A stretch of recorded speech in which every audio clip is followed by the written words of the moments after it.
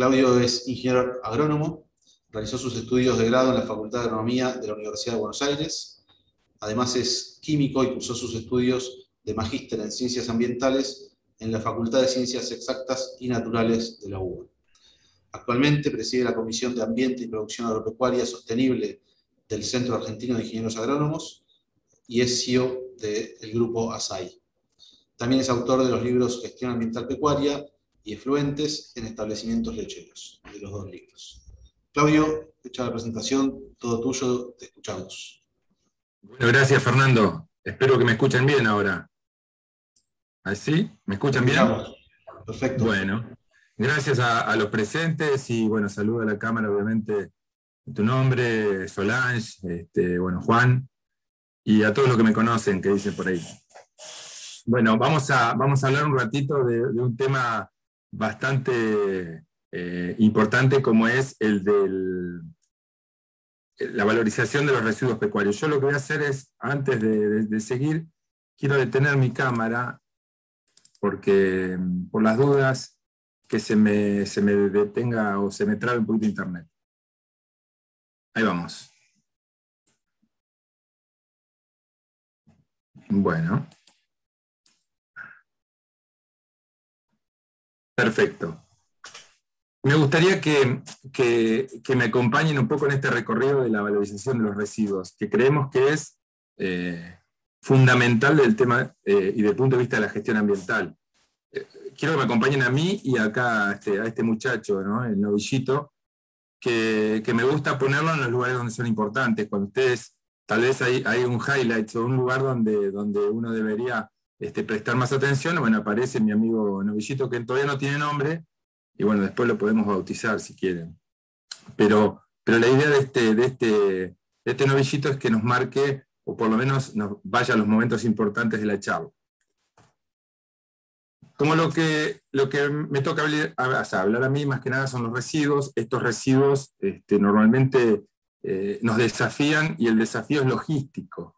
Cuando uno habla de manejo del estiércol, sobre todo en feedlots, ¿sí? en corrales, tenemos que pensar que suele ser voluminoso. Simplemente para mostrarles que estas son las calles de Nueva York. Seguramente alguno ha ido de paseo, pero si hubiese ido en 1893, no hubiese podido cruzar esta calle, o si la hubiese cruzado, no hubiese podido ir a ningún otro lado porque lo hubiesen echado, o todos tendrían el mismo olor. No cabe duda que esto, bueno, obviamente es estiércol de caballos, ¿no? De lo que se usaba como medio de transporte en esa época, pero no cabe duda que manejar el estiércol siempre nos supone un gran esfuerzo y por supuesto un desafío logístico.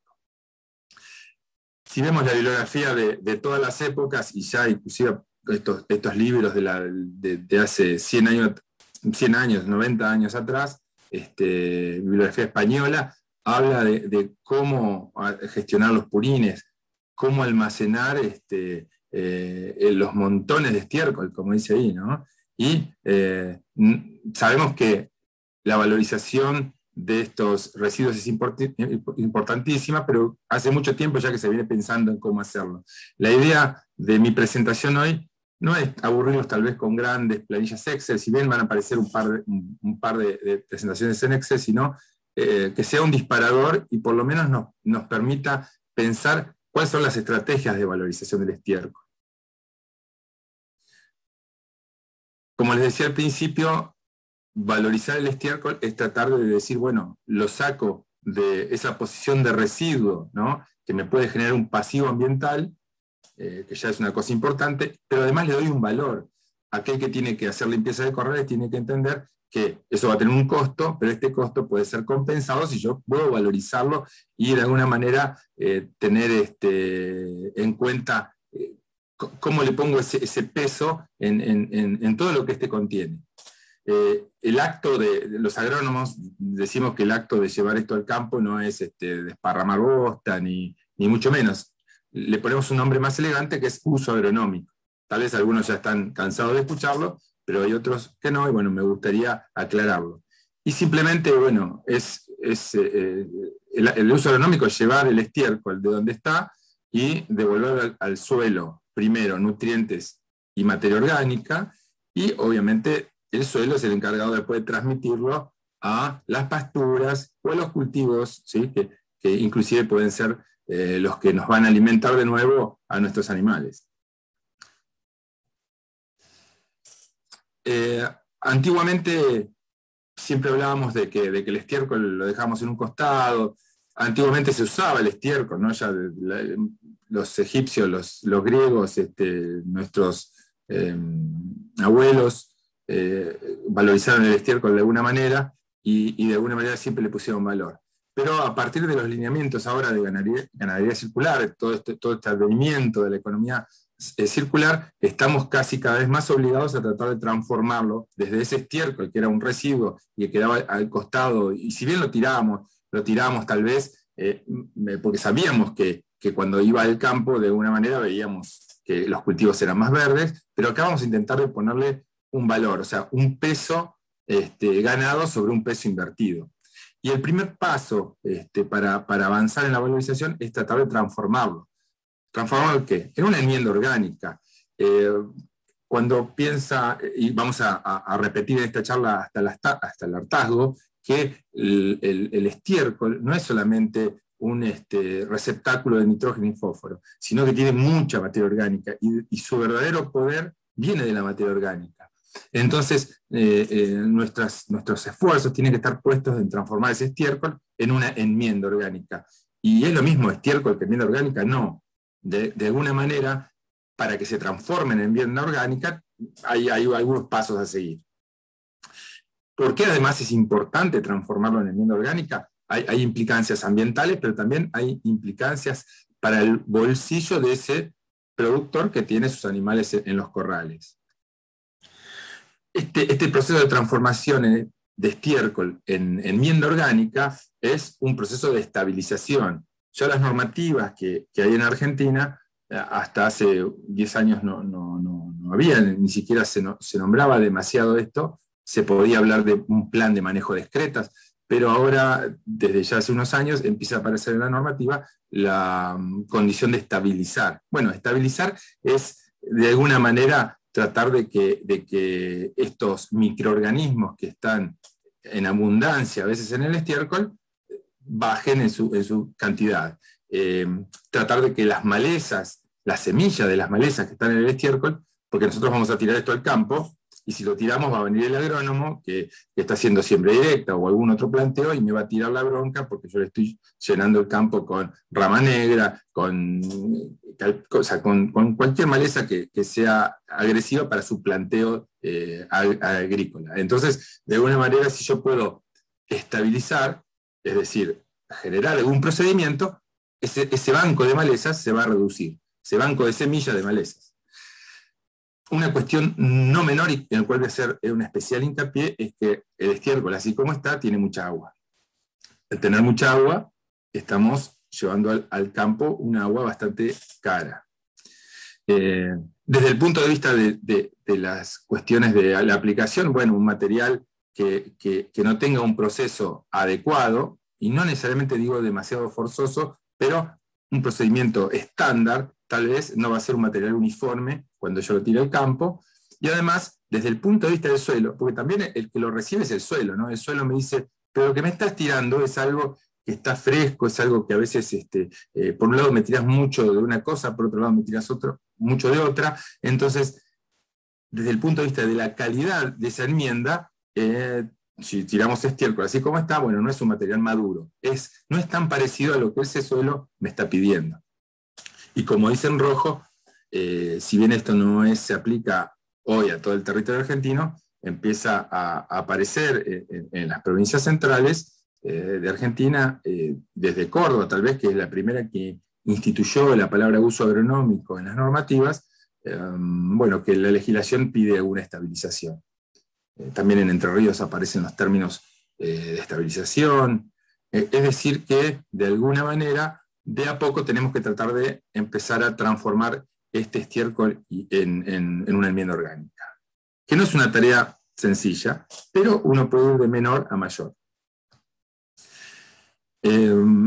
Bueno, si tenemos nuestros corrales más grandes, más chiquitos, ¿no?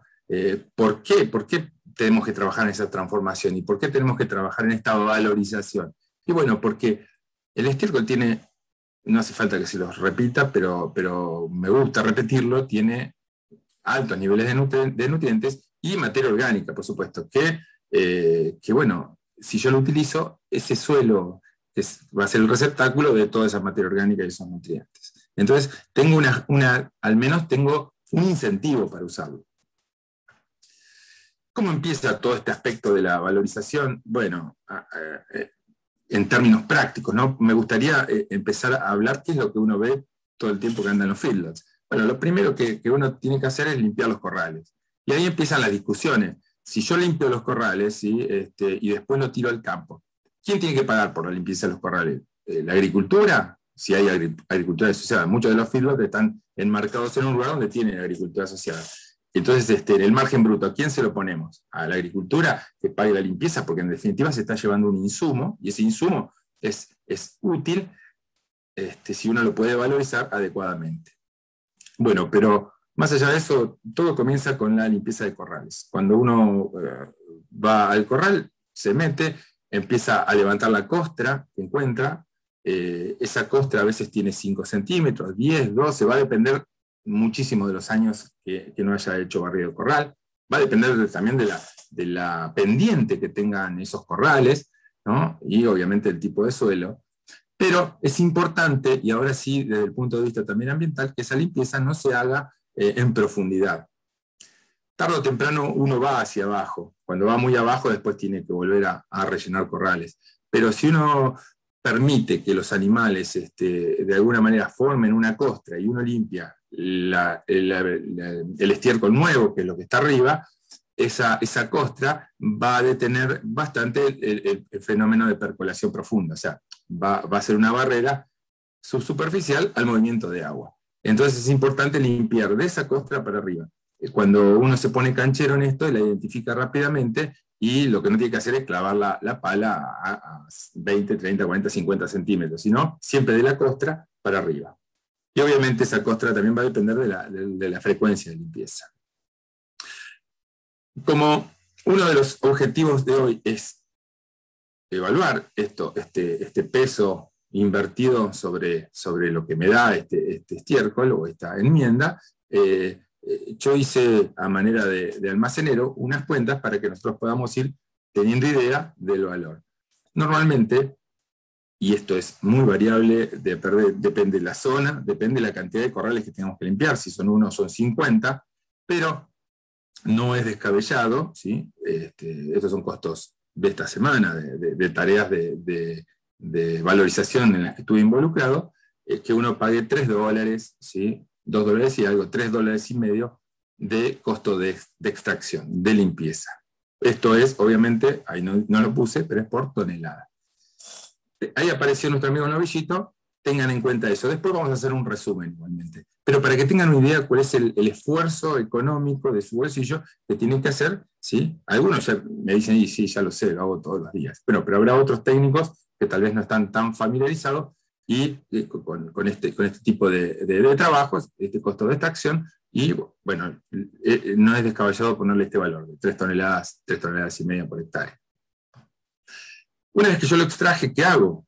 Lo cargo en un camión y lo llevo al campo, ¿no? Esa es una de las estrategias.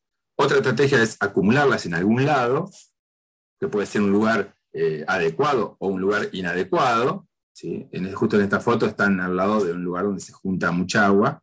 No sería el mejor lugar para apilarlo, pero de alguna manera esto empieza a ocupar lugar. Imagínense que esas pilas tienen 1,50 m de alto, como mucho, y se empiezan a hacer cada vez más anchas. Ahí ven las pasadas, o sea, no sé si ustedes tienen la claridad de la imagen como la saqué, pero son pasadas y pasadas de bateas que se van acumulando en el campo. Uno debería armar estas pilas en algún lado que no sea un lugar bajo. Por supuesto que las implicancias ambientales de esto es que cuando llueva sobre este material, puede haber escurrimientos a cuerpos de agua, con lo cual hay que asegurarse que no estén cerca de un bajo, no estén al lado de un arroyo, no estén al lado de una laguna. Pero bueno, uno intenta a veces usar espacios que supone que son desperdicio y se suele acercar a los bajos, así que es común encontrar estas pilas en lugares bajos. No sería el lugar más adecuado para colocarlos. En esta imagen, bueno, ahí se ve que sale un poquito de vapor de agua en el medio, porque recuerden que este proceso empieza a generar calor cuando se estabiliza el material. Ahora vamos a hablar un poquito de eso. Bueno, como les decía que ocupa el lugar, acá hay un filtro que está haciendo las cosas bien y que está armando pilas para después fomentar el proceso de estabilización, que vamos a llamar en breve, y les adelanto, que es un proceso de compostaje, que es un poco sobre lo que voy a tratar de redondear y valorizar. Fíjense que estas filas que se arman en el campo son largas y empiezan a ocupar 1 hectárea y media, 2, y cada vez se hacen más largas. Por eso es que a veces, cuando se van acumulando, hay que empezar a procesarlas. Cuando hablo de procesarlas, ¿sí? Esto que estoy mostrando acá es una volteadora o removedora. Ese proceso tal vez es el proceso óptimo sobre el cual yo puedo trabajar con mis pilas. Obviamente que antes de llegar a esto, también hay instancias en las cuales uno puede empezar a compostar la enmienda orgánica, y no necesariamente es con estas máquinas. Estas máquinas, digamos, nos ayudarían en un montón de cosas y tienen muchas ventajas, como les voy a nombrar. Por un lado, recuerden que estabilizar el estiércol es un proceso aeróbico. Cuando digo aeróbico, ¿qué se necesita? Remoción y se necesita aire. Lo que hacen estas máquinas es airear, ¿no? Obviamente, para que una de estas máquinas pase, se necesitan pilas bajas. Depende del tipo de máquinas que hay en el mercado. A veces no se pueden usar pilas más altas de 1,5 metros, y hay otras máquinas un poco más grandes que pueden soportar pilas tal vez de 1,80 metros, y bueno, los anchos de labor a veces son de entre 2 y 3 metros. Esto genera que la temperatura se eleve, ¿no? Cuando empieza el material a unirse. Recuerden que la remoción aumenta la superficie de contacto. Este es un proceso en el cual hay oxígeno involucrado, se levanta temperatura, puede alcanzar picos de 70 grados, ¿sí? Y esto justamente es una ventaja para la muerte de ese banco de semillas que les conté antes, la muerte de los microorganismos, si hay patógenos. Eso sería una buena. Y esto también va a depender de que suba la temperatura y no, de la cantidad de remociones que se hagan y de la relación carbono-nitrógeno, ¿no? Relaciones óptimas de carbono-nitrógeno tal vez están entre 18 y 25.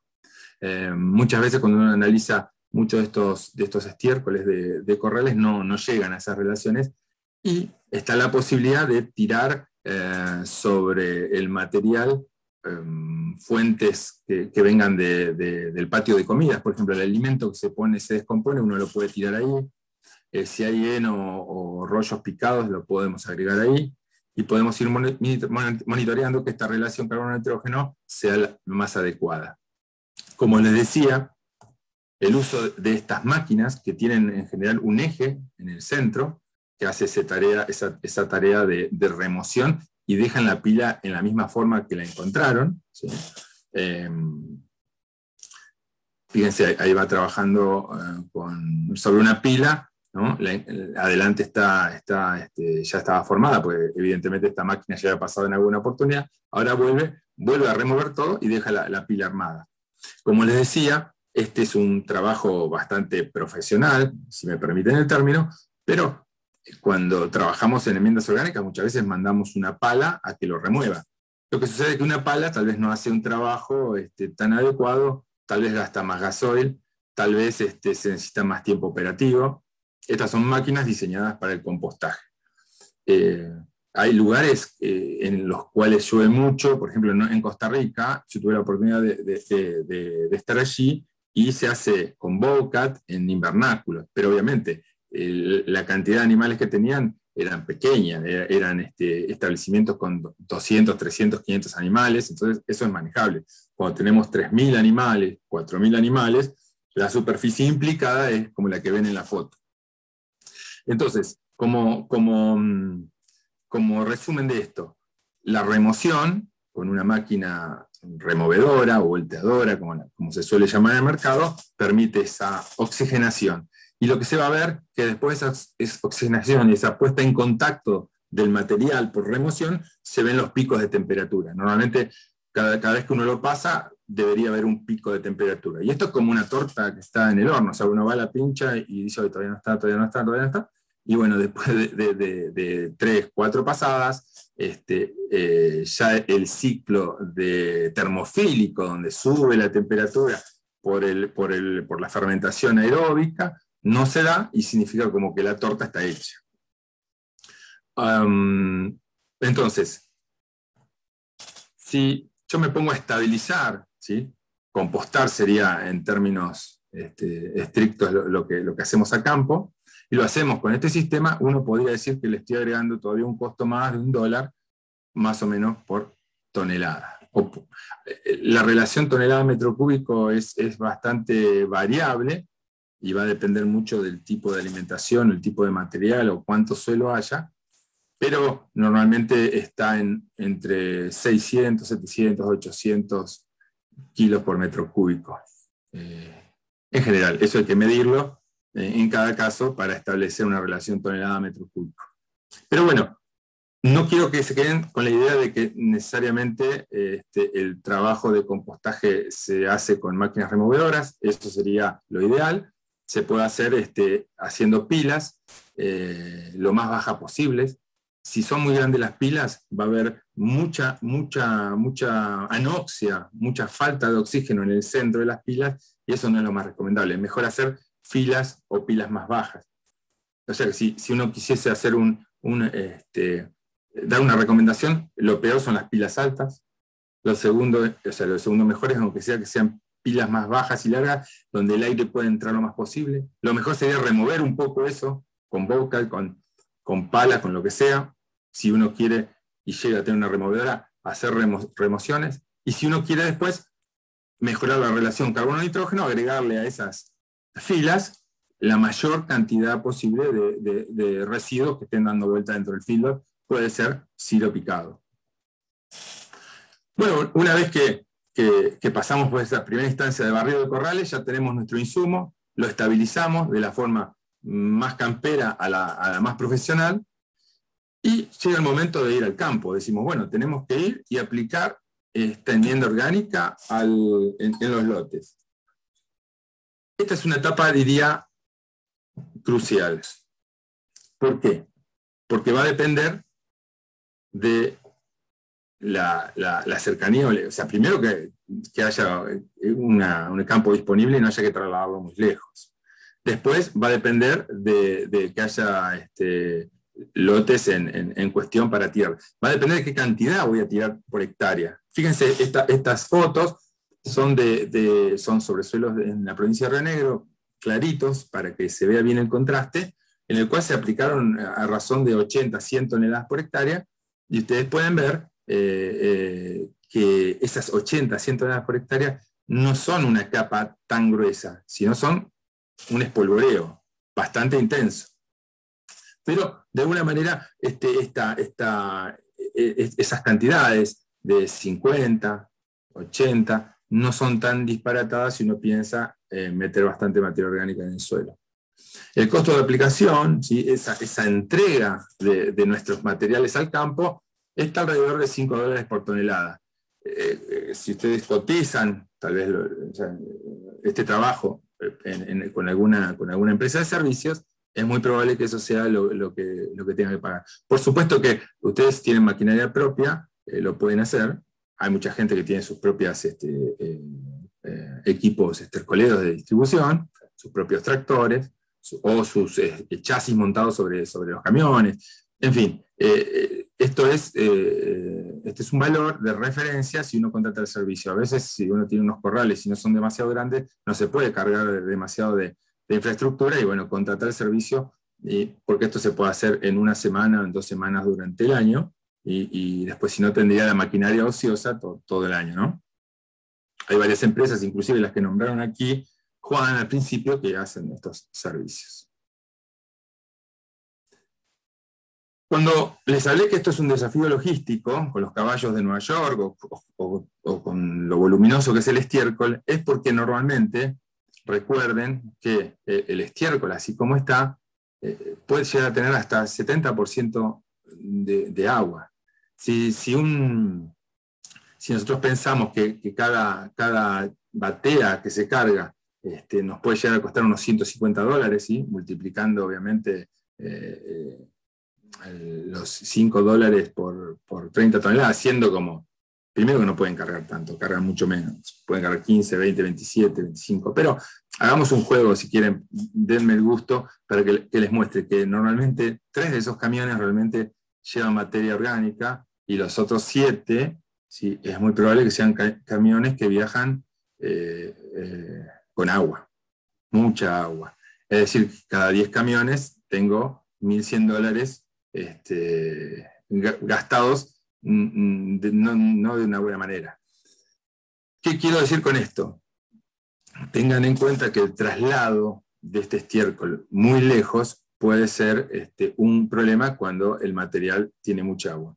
Normalmente es así, que hay un 70% de agua. Por eso cada 10% que yo pueda achicar el contenido de agua por estabilización cerca de los corrales, voy a tener una mayor eficiencia en nuestras aplicaciones.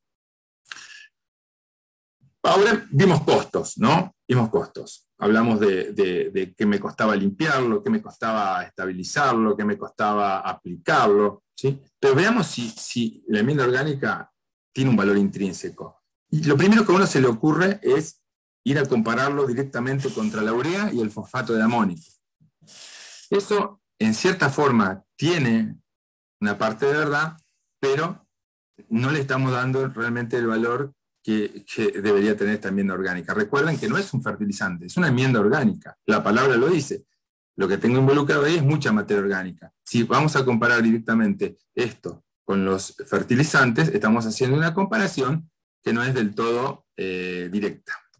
Entonces, si empezamos a pensar, ¿cómo puedo yo valorizar una enmienda orgánica? ¿Cómo puedo ponerle valor? Como veníamos todo en dólares, vamos a ir en dólares, ¿cómo puedo valorizar una tonelada de enmienda orgánica? Bueno, como les decía, empezamos a pensar que ¿cuánto tiene de nitrógeno? Bueno, calculamos, lo analizamos, mandamos al laboratorio, vemos en base a materia seca cuánto tiene de nitrógeno, cuánto tiene de fósforo, hacemos unos análisis de nitrógeno total, de fósforo total, ¿sí? Y agarramos nuestra planillita de Excel, calculamos, bueno, hay tanto de equivalente de fosfato de amónico, tanto equivalente de urea, ¿sí? Y le ponemos un valor. Y vimos que el valor de los fertilizantes digamos, en el mercado son bastante elevados. Entonces decimos, che, pero esto no tiene tanto nitrógeno, no tiene tanto fósforo. Pero si nosotros pusiésemos en nuestra ecuación el carbono orgánico, si nosotros pusiésemos el potasio, el calcio, el magnesio, el azufre, muchos dicen, no, pero bueno, en potasio, tenemos suelos donde el potasio, bueno, se ve ahora en los análisis que están haciendo en varias empresas, que a veces el potasio empieza a aparecer como un elemento que era rico en nuestras arcillas, pero bueno, se consume, se lo llevan los cultivos. Vuelve, por supuesto, vuelve con los rastrojos, pero también a veces los rastrojos se consumen y empezamos a ver determinadas falencias. Pero si nosotros pusiésemos en nuestra ecuación el carbono orgánico, el potasio, el calcio, el magnesio, el azufre, y nombro estos, ¿sí?, como macronutrientes, pero también hay micronutrientes, el boro, el zinc, el cobre, ¿sí? Nosotros normalmente tampoco lo hacemos porque no tenemos una gran base de datos tal vez para ponderar a ciencia cierta o seriamente, si bien hay bibliografía, cómo hacer esto. Porque necesitas muchos análisis o mucha cantidad de casos para decir, che, esta puede ser la gran valorización. Pero créanme ustedes que valorizando estas cosas que les muestro acá del lado derecho de la pantalla, nuestra ponderación empieza a tomar otro color. Pero bueno, empecemos a jugar con el nitrógeno, el fósforo.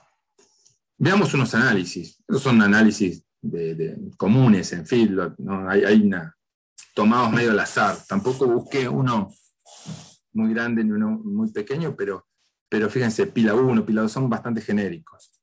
Son en particular de la zona del oeste bonaerense. Podría haber tomado de Entre Ríos o de Córdoba, pero bueno, me gustó porque fue el primero que encontré en realidad.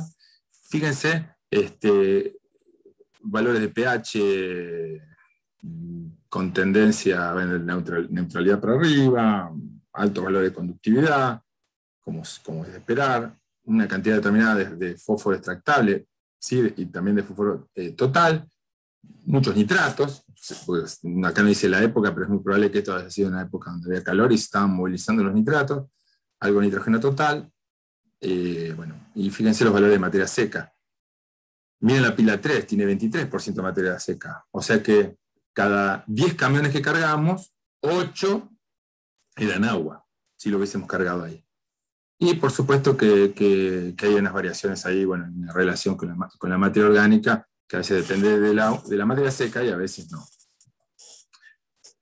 En definitiva, entonces, ¿qué hago yo? Perdón, tomo la pila 1, por decir algo. Tomo la pila 1 y digo, bueno, voy a hacer mi cálculo de cuántos nutrientes tengo allí involucrados. Bueno, entonces hago los cálculos que hacemos todos los agrónomos, lo ponderamos, lo pasamos de fósforo elemento, porque ya era fósforo total, a pentóxido. De pentóxido lo pasamos a una unidad de cambio que usamos todo el tiempo en el campo, el fosfato diamónico, y si me permiten, transcribí de esa pila los dos valores de nitrógeno. Dije, bueno, si yo llevo al campo 20 toneladas, que puede ser una dosis adecuada, ¿sí? Para un campo agrícola que está en producción, no voy a afectar demasiado nada, y además le voy a dar un buen golpe de nutrientes. Bueno, cada 20 toneladas de enmienda, estos análisis están hechos sobre enmiendas, o sea, es el estiércol un poquitito, como hablamos, evolucionado. Bueno, cada 20 toneladas voy a tener unas $208 de fosfato diamónico equivalente y unos $76 de urea. Eso simplemente, bueno, acá el muchacho se sorprende, dice, ¿cuánto? Sí, $284. Uno puede decir, che, esto es mucho, esto es poco. Valorizando fósforo y nitrógeno nada más tenemos eso. Ahora, si nosotros seguimos avanzando en la valorización, por supuesto que si le agregamos a esto azufre, ¿sí? Que ya empieza a haber una base de datos interesante de azufre, le agregamos zinc con el costo que tiene agregar los micronutrientes, le agregamos el calcio, el magnesio, ¿sí? Si agrego azufre, rápidamente aumenta $20 por lo menos. O sea, ya estaríamos pisando los 300, 305. Si agrego zinc, que es un nutriente caro, por lo menos $10. Pero, si bien traté de ponderar solamente pensando en nitrógeno y fósforo, me queda una pata floja que es la de la materia orgánica, porque le dije que era una enmienda orgánica. Bueno, antes de hablar un poquito de la materia orgánica, déjenme hablarles de las cantidades. Así, esto es como una tabla, un tablero de control que siempre me gusta mostrar, en el cual me permite pensar que si yo tengo 1000 animales estabulados en un año, en un feedlot convencional de Argentina, no sé, novillos que están unos 300 días estabulados en corrales, novillos de 300 kilos, 350 kilos en promedio. Bueno, 1000 animales estabulados nos generan alrededor de 8000 toneladas de estiércol. Esto es importante saber, que cuando yo me voy a dedicar a emprender este desafío logístico de mover estiércol, me voy a encontrar que tengo que parar en algún lado 8000 toneladas frescas. Por supuesto, después de los procesos de compostaje, de estabilización y todo lo que allí se va, sabemos que de 8000 nos quedan unos 900 o 1000 toneladas de esa enmienda orgánica. para jugar con mi tablero de control, digo que si tengo un carrito de 10 toneladas para tirarlo, ¿sí? Tengo que hacer 90 viajes al campo. Obviamente, si contrato un carro de los que hay en el mercado y las empresas que tiran, tal vez hago 45 viajes al campo. ¿Y cuánto es lo que producen 1000 animales? Bueno, en términos reales, midiendo lugares, corrales de tierra en Argentina, haciendo un promedio, bueno, hay unas 30 toneladas de diamónico involucradas y unas 46 toneladas de urea. Y ahí hay unos símbolos de pregunta con el carbono orgánico, y hay un montón de carbono orgánico. Pero déjenme mostrarles enseguida cómo me gusta presentar a este carbono orgánico y a esta materia orgánica. Pero si pensamos en nitrógeno y fósforo, que es lo primero que le viene en la mente al productor y a nosotros los agrónomos, créanme que tenemos involucradas todas esas toneladas. Y finalmente, si yo tiro unas 20 toneladas por hectárea, ¿sí?, de eso voy a poder enmendar unas 70 hectáreas de suelo por año, con una unidad de 1000 animales, ¿no? Si tengo 3, obviamente es 3 veces más grande. Y cuando digo enmendar, no digo fertilizar. Y acá viene la gran diferencia. Como yo tengo en mi poder, no un fertilizante, sino una enmienda orgánica, voy a poder devolver salud, ¿sí?, a unas 70 hectáreas. Entonces, esta cuentita que veníamos haciendo con los rojos de los costos, el costo de extracción y limpieza, y de $3 por tonelada, un costo estimado de estabilización, compostaje, 1 tonelada, costo de aplicación, entrega al campo, unos $5 por tonelada, me sumarían alrededor de 9 toneladas, de $9 por tonelada. Como costo unitario, ¿no?, por tonelada. Si contrapongo todo este desarrollo que hablamos de la valorización, solo considerando el fósforo y el nitrógeno, el PIN, solo considerando fósforo y nitrógeno, solamente valorizando esta enmienda, le podemos poner un valor bastante certero de unas 14 toneladas por hectárea. Es decir, que en esta valorización rápida y un poco para sensibilizar sobre el tema, no consideramos en ningún momento el carbono involucrado, como le dije antes, el zinc, el boro, el azufre, el calcio. Y tampoco saben que no consideramos los pasivos ambientales, ¿no? Una pila de estiércol que esté muchos años cerca de un cuerpo de agua va a empezar a generar ese pasivo ambiental que si bien uno directamente no lo pone en los margen brutos y en los costos, ¿sí?, podría llegar a tener un costo de remediación. Así que miren, nos sacamos de encima un residuo, los transformamos en un producto y además tenemos una renta positiva para nuestro lado. Bueno, ahí estaban los resúmenes de los valores. Otra vez asombra el muchacho, porque no puede creer que tenga todos esos dólares a su favor. Entonces, por un lado me quedó colgado el carbono. Sobre el carbono hay mucho ruido. Ustedes saben que a las vacas, a todos estos amigos novillos se los acusa de andar tirando metano en la atmósfera y no sé cuántas cosas, pero sabemos que ellos también, a través de esta transformación en la enmienda orgánica, devuelven mucho carbono al suelo. Entonces, cuando empezamos a pensar en valorizar por encima de esos $14,2 por tonelada, hablamos de carbono. Y cuando lo empezamos a valorizar, tenemos que empezar a pensar qué hacemos con esa enmienda orgánica. Y nosotros somos los que tenemos la decisión si la usamos más como un fertilizante, ¿sí?, o la mandamos más al suelo para que ese suelo de alguna manera se potencie y nos devuelva luego la fertilidad. ¿Qué quiero decir con esto? Que por un lado, si yo tiro, por ejemplo, valores normales, 30 toneladas por hectárea, como se ve en este gráfico a la izquierda, ¿no? Justo en el suelo removido, después de una lluvia, casi no se ve. Esas 30 toneladas por hectárea, que son como un espolvoreo, no son un mulch, no es una capa de 20 centímetros de bosta, de enmienda orgánica, perdón. Ese es ese espolvoreo que uno ve ahí a la izquierda. Pero nosotros tenemos la decisión en algún momento a dónde enviarlo, ¿sí? Esto es importante, son esas decisiones que decimos, ¿va acá o va allá? Depende que decidamos.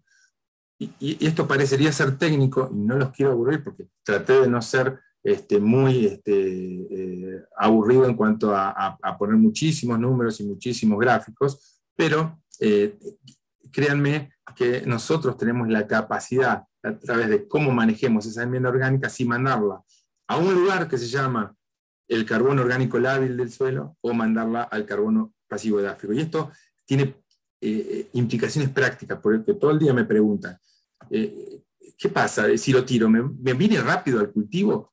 ¿Puedo reemplazar mucho urea? ¿Puedo reemplazar mucho diamónico?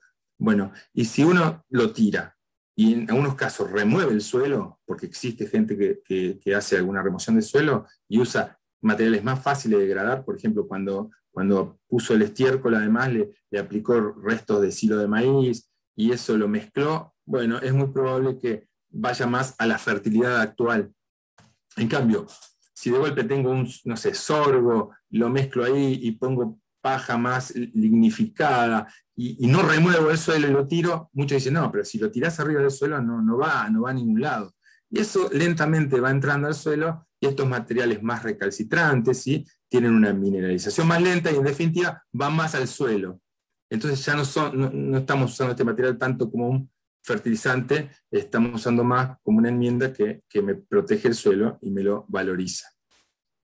Entonces, la materia orgánica es muy importante, ya voy a empezar a redondear la charla, es fundamental a la hora de valorizar una enmienda orgánica. No castiguen un estiércol, una enmienda orgánica, simplemente por sus valores de nitrógeno y fósforo, sino consideren cuánta materia orgánica encierra. Porque un campo que pierde materia orgánica pierde su potencial productivo, ¿no?, y también su valor inmobiliario. Y recuerden que esta enmienda orgánica no va a ir simplemente a corregir, a levantar el fósforo. No le mostré gráficos de cómo las enmiendas orgánicas en 10 años levantan el fósforo, abundan en internet, se meten inclusive en trabajos serios que hacen el grupo, por ejemplo, Crea Oeste Arenoso, y tiene publicaciones, hay empresas también de diferentes lugares que muestran cómo crece su fósforo en el suelo, cómo crecen los niveles de materia orgánica. Cuesta mucho más, pero crecen un poquito, pero piensen que esta enmienda orgánica en definitiva va a corregir esas deficiencias de materia orgánica en el suelo. Y eso es muy difícil, por eso la enmienda orgánica tiene una connotación más importante que el fertilizante desde el punto de vista de la recuperación del carbono en el suelo.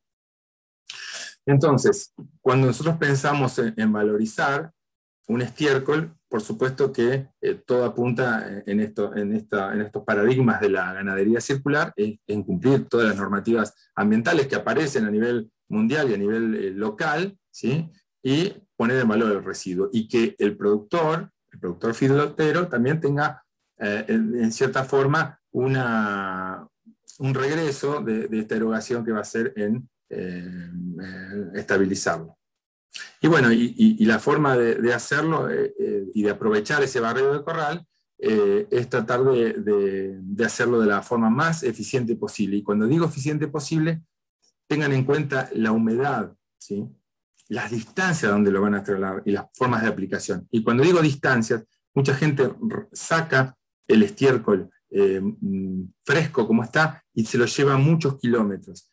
Es mejor, en vez de hacer eso, tal vez dejarlo cerca de los corrales, esperar que pierda volumen, que pierda agua. Una pila de estiércol en 200 días, que parecen mucho pero no son tantos, puede llegar a perder hasta el 40% de su volumen. Eso implica una reducción enorme en el transporte. Bueno, y tener en cuenta las formas de aplicación, ¿no? Muchas veces se tira desde un carro que va andando y se desparrama y no es uniforme. Entonces, una buena forma de aplicación son estas estercoleras que hacen una aplicación bastante adecuada. Y por último, decirles que no solo valoricemos el nitrógeno y fósforo, sino démosle una oportunidad al estiércol, a la enmienda orgánica, y empecemos a valorizar otros nutrientes y la materia orgánica. Como les decía, tenemos la base de datos cada vez más grande, pensando en otros nutrientes y materia orgánica. Tal vez no es tan grande como la de nitrógeno y fósforo, que ya hace 20 años que lo venimos analizando, tal vez con zinc empezamos hace 6, 7 años. Bueno, pero cuando tengamos más datos podemos aportar a una valorización más certera en términos de esos otros macro y micronutrientes.